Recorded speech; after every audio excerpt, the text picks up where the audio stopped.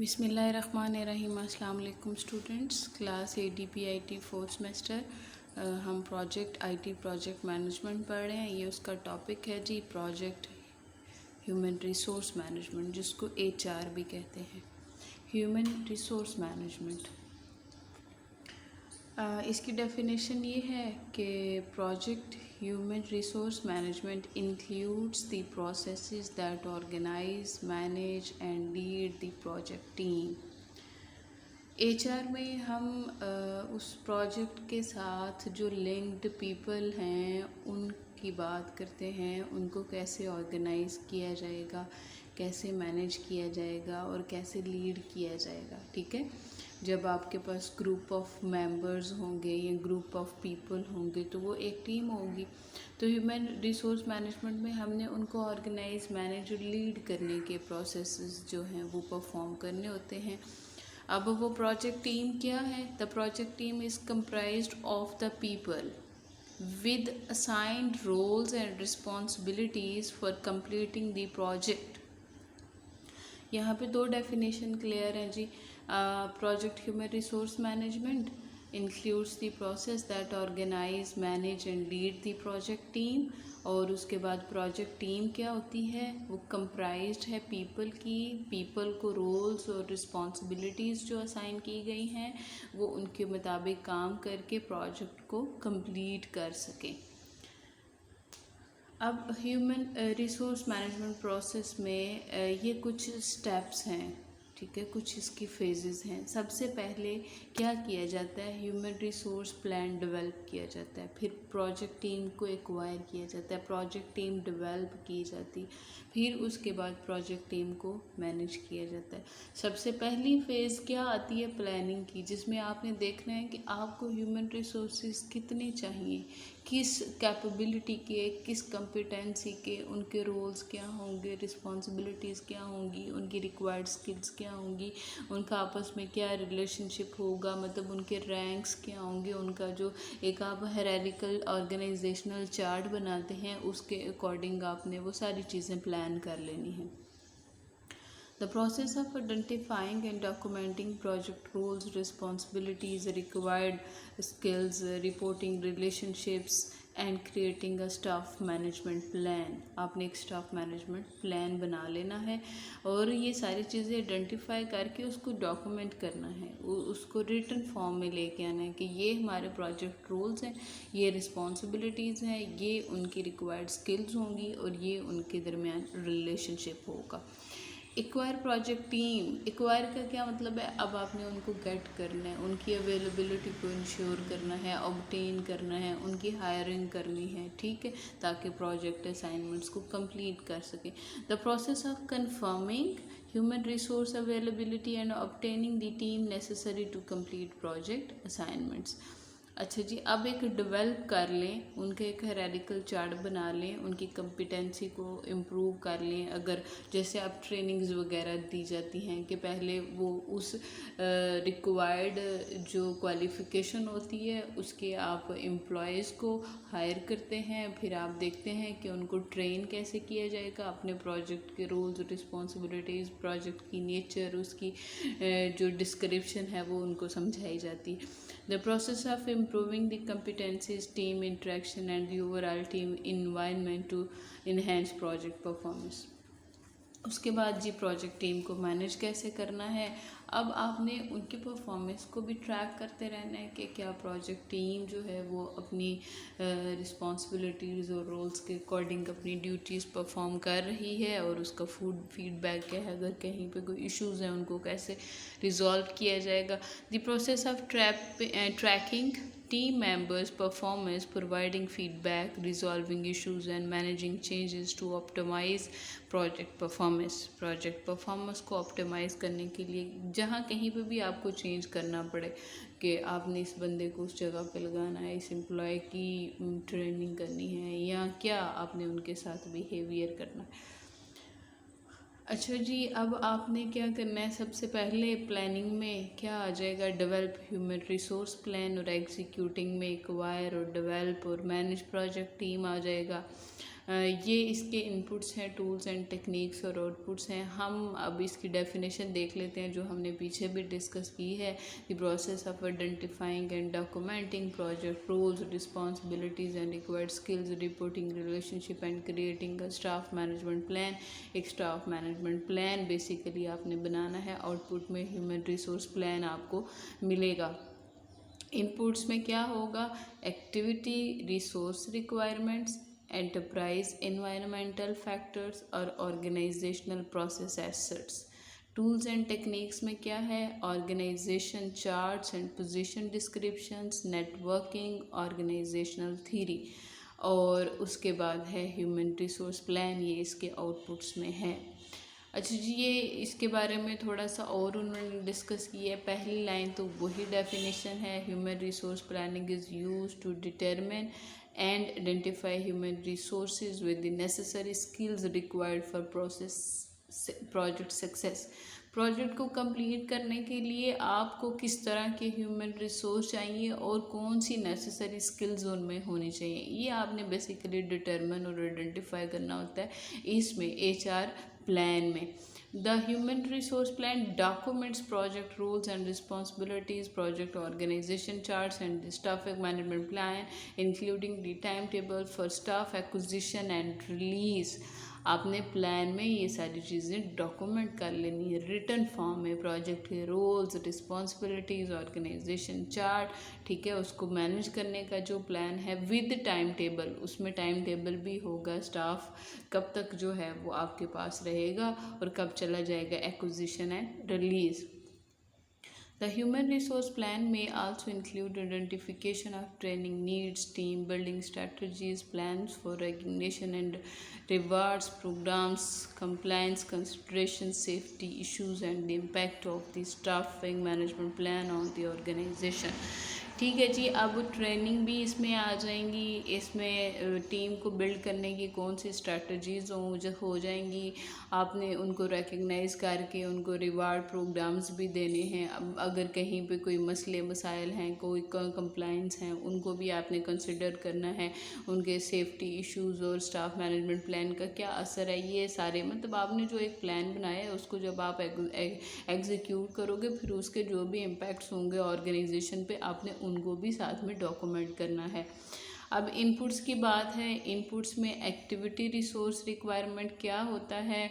Uses activity resource requirements to determine the human resource needs for the project की activities को perform करने के लिए कितने ह्यूमन रिसोर्स चाहिए, उनकी नीड्स को डिटरमिन करना। सबसे पहले तो आपको ये पता होना चाहिए ना कि आपको किस तरह की अवेलेबिलिटी चाहिए, ह्यूमन रिसोर्सेज किस स्किल्स के चाहिए, किस क्वालिफ़िकेशन के चाहिए, आपकी ज़रूरत क्या है। फिर आपने क्या किया? Enterprise environmental factors, organizational culture and structure, existing human resources, personal administration policies, marketing conditions and unique challenges. ये वो डिफरेंट एनवायरमेंटल फैक्टर्स हैं। ये सारी चीज़ें भी आपने कंसिडर कर लेनी है कि ह्यूमन रिसोर्सेज कितने हैं, कौन सा कल्चर और स्ट्रक्चर जो है वो राइज है, और पर्सनल जो एडमिनिस्ट्रेशन है, लोगों को एडमिन करने की पॉलिसीज़ कौन कौन सी हैं, मार्केट कंडीशंस क्या हैं और उनके लिए कौन से डिफरेंट चैलेंजेस है।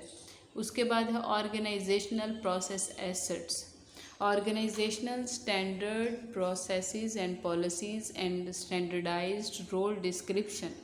ठीक है, ऑर्गेनाइजेशन के स्टैंडर्ड के प्रोसेस, उनकी पॉलिसीज़ और रोल्स की सारी डिस्क्रिप्शन हो जाएगी। टेम्पलेट होगा, organizational charts and positions descriptions.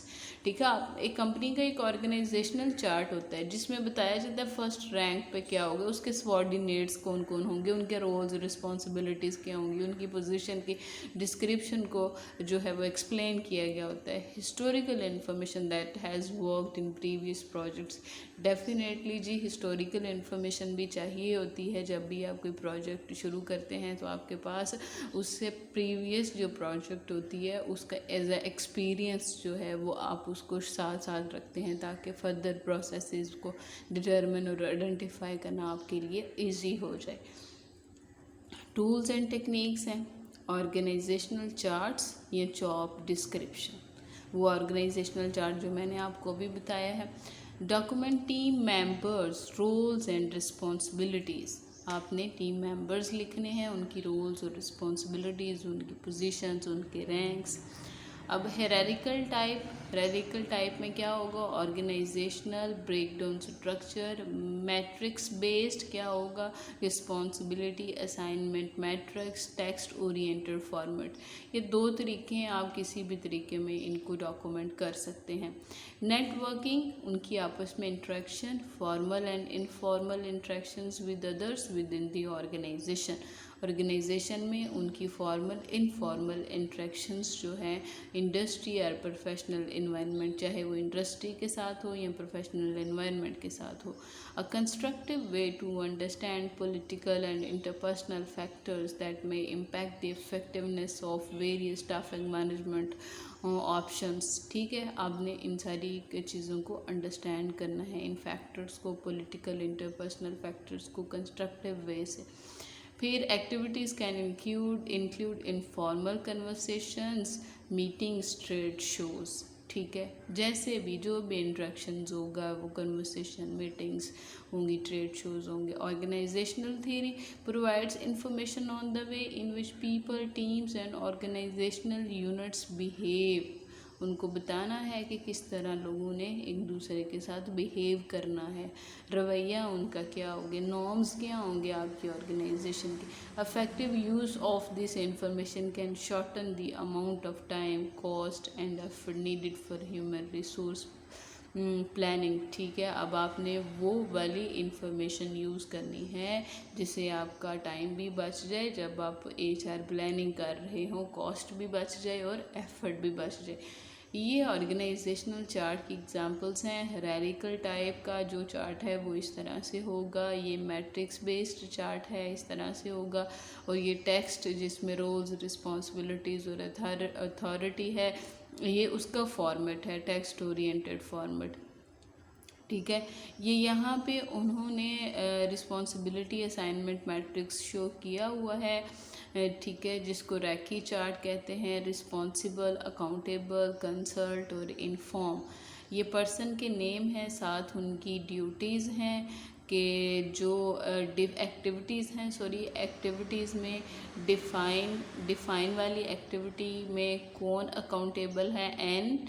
ठीक है, डिज़ाइन में कौन है, इसने इन्फॉर्म करना है, डेवलप में इसने इन्फॉर्म करना है, टेस्ट में ये अकाउंटेबल है। ठीक है, इस तरह जो है डिफ़ाइन में बैन जो है वो रिस्पॉन्सिबल है, और डिज़ाइन में ये अकाउंटेबल है, और डेवलप में भी ये अकाउंटेबल है, और टेस्ट में ये क्या है, इन्फॉर्म। ठीक है, ये उनकी रिस्पॉन्सिबिलिटीज़ दी गई हैं और साथ में एक्टिविटीज़ बताई गई हैं। ये एक दफ़ा फिर उसकी डेफिनेशन उन्होंने, ह्यूमन रिसोर्स प्लान की डेफिनेशन, जब आप ये सारा प्रोसेस कर लोगे आपको आउटपुट में ये मिल जाएगा। The human resource plan a part of the project management plan, project management plan का ये हिस्सा है। Provides guidance on how human resource should be defined, staffed, managed, controlled and eventually released. ठीक है, इस प्लान में गाइडेंस होगी कि कैसे ह्यूमन रिसोर्सेज को आपने डिफ़ाइन करना है, उनकी रोल्स, रिस्पॉन्सिबिलिटीज़, उनको कैसे स्टाफ करना है, एक्वायर कैसे करना है, उनकी ट्रेनिंग कैसे करनी है, उनकी परफॉर्मेंस को ट्रैक कैसे करना है, उनको कंट्रोल कैसे करना है, और फिर इवेंचुअली उनको रिलीज़ कैसे करना है। ये ह्यूमन रिसोर्स प्लान की डेफिनेशन, किसी डेफिनेशन है जो कि इस प्रोसेस का आउटपुट होगा। अच्छा जी, अब इसके आउटपुट्स में भी हम देख लें कि क्या क्या चीज़ें शामिल हैं। जो हमने ये वाली डेफिनेशन देखी है इसको ज़्यादा उसने एलैबोरेट कर दिया है कि प्लान में रोल्स और रिस्पॉन्सिबिलिटीज़ होंगी। रोल क्या है, describe the portion of the project for which the person is accountable, कि वो कौन सा बंदा किस काम के लिए अकाउंटेबल है। Be sure and everyone is familiar with authority, duties and boundaries, ये श्योर करें कि हर बंदा अपनी अथॉरिटी, ड्यूटीज़ और बाउंड्री से अवेयर हो। रिस्पॉन्सिबिलिटी क्या है? The work a team member is expected to perform to complete the projects activities. के प्रोजेक्ट टीम उससे क्या एक्सपेक्ट कर रही है, कौन सा काम उसने करना है। अथॉरिटी क्या है? The right to apply project resources, make decisions and sign approvals. Authority ने अप्रूवल्स को साइन करना होता है, फैसले कर लेने होते हैं, और प्रोजेक्ट रिसोर्सेज को अप्लाई करने का उसी का हक होता है। Team members operate best with their authority matches their individual responsibilities. Competency क्या है? The skill and capacity required to complete project activities. वो स्किल और कैपेसिटी जो चाहिए होती है प्रोजेक्ट को कंप्लीट करने के लिए। When project team members do not have the required skills, performance can be jeopardized। कि कौन सी रिक्वायर्ड स्किल्स के बंदे और परफॉर्मेंस आपकी टीम के लिए नुकसानदेह है।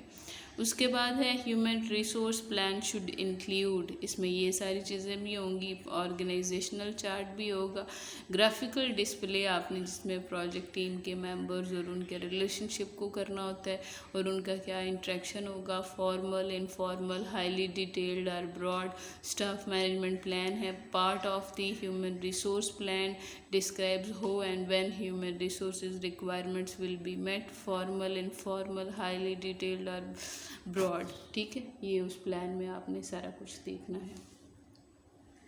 ये जी कुछ टर्म्स हैं, ये आप इनको देख लीजिएगा, बहुत आसान है, आप इसको पढ़ेंगे, ये मैं आपके साथ शेयर भी कर दूंगी।